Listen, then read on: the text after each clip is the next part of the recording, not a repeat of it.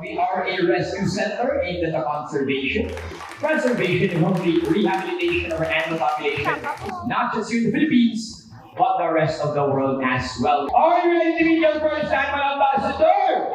Yeah! You ladies and gentlemen, please help me welcome our raptor. So first and foremost, si Jack Jack, our Filipino guy. So Kuya Michael, tawagin na si Jack Jack please. And there he is, folks. And there we go. Well, ladies and gentlemen, that is Jack Jack, our Dominicite, or locally known as the Balloon.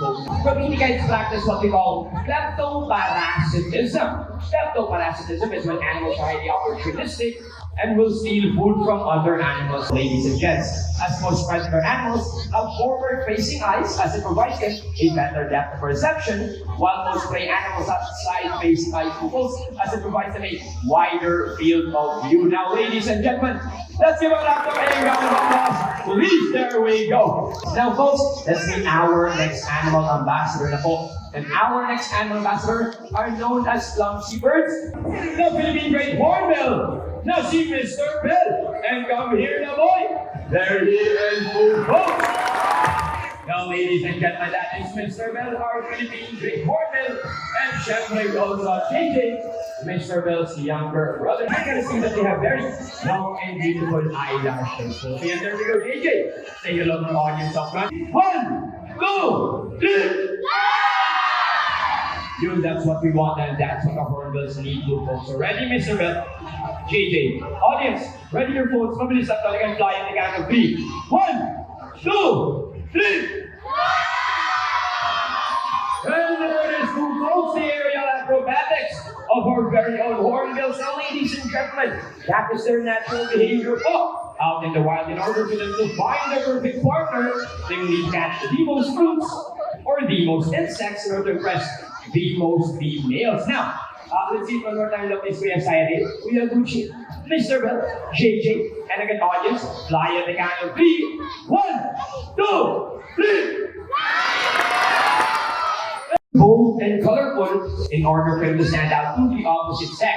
So please help me welcome our blue and gold macaw. And there he is, folks, all ladies and gentlemen, that is our blue and gold macaw with the scientific name of Ara. Ara raw na genius. Now, ates, Kuyas, don't be scared, just open your hands, sige na pagkain sa brak. We promise you, iyan na namin kasi Kuya Richie. There we go. Ladies and gentlemen, that is the cyber that will be at work. To the front, to the back, allowing them to grab items on Marjorie boy.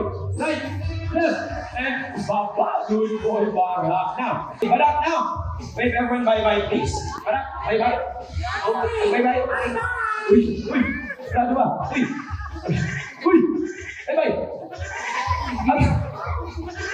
Ako, ikaw yung mag-bye-bye kay Richie. Okay, folks, when he does his head tilt walk, it means he wants to stay in the show. But of course, we need to highlight our other animals naman as well. Let's just give it up to Richie, the round of applause. That is it, folks. There we go. Thank you so much. Our next animal ambassador is the opposite of our previous animals. Well, they were very bold and colorful. Our next animal ambassador is plain white lamb, just like a cloud. So please help me welcome Jumbo, the umbrella crested cockatoo. And there he is, ladies and gentlemen, that is Jumbo, our umbrella crested cockatoo with the scientific name of Kakatua, album the older brother in Indonesian. Okay? Look at that! I jump. And there is ladies and gentlemen, once again, that is the Zygo that will be that work. To the front, to the back, allowing them to grab items. And let's see how come to use it. It's a boy. Okay. Hi, Jack. Hello, Nico. No sa stable run. Good. Para lang yung boy jumbo now, ladies and gentlemen. Folks, let's get jumbo good. G-Bar, the round of applause. Captain deserve. There we go. And there he is, two folks, the ladies. That is Teddy, our Palawan bear cat. If you notice, he has the face of a cat, the body of a bear, and the very impressive tail, much like a monkey. And there it is, all ladies and gentlemen. Now, folks, that tail can act as a freehand, meaning it is prehensile in nature. Now, folks, I'd like to recommend you to your right naman, and please help me welcome the older brother of Teddy, na si Uno.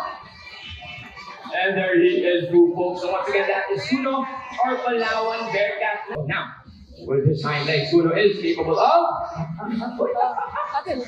It's standing. Capable of standing up on his hind legs. Good boy. So, fun fact about bear cats, their teeth and their feet actually smells like fresh popcorn. There we go, good boy, Uno. Now, wait lang, Kuya Siren, time's up, please. Ano yung pinapakain mo kayo, Uno? Sana? Okay, folks. Saging daw, saging or bananas. Kuya Richie, Kuya Michael, paki-double check.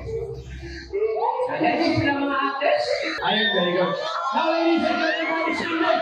And now, our gentle giant perfect. And lady, ha? Now, folks, he's sleeping. And now, our gentle giant, you may mean, hard on the chest. You can be in our state. Let's go here, no? Pinagbanit na siya. Are you touching me? Okay, look at touch. There we go. Feet out. Ako sila mismo yung ulit na jump here to the top of the Give yourselves a round of applause also for helping us out on our mission. Salamat kasi inyo kanan. On behalf of my fellow trainers, we have Kuya Richie, Kuya Michael, Kuya Silent, Kuya Gucci, Ate Bretel, Kuya G-Bar, as well as Kuya Dexter. Now, Ate Bretel has a kickback. If you want to help us out more on our mission, special thanks to Kuya Vince, Kuya EJ, Kuya Paul, Kuya Ayan, Kuya Soy, as well as Sir Jason. My name is Kuya Mark. We are Davao Crocodile Zoo, working with nature for a better future. Salamat.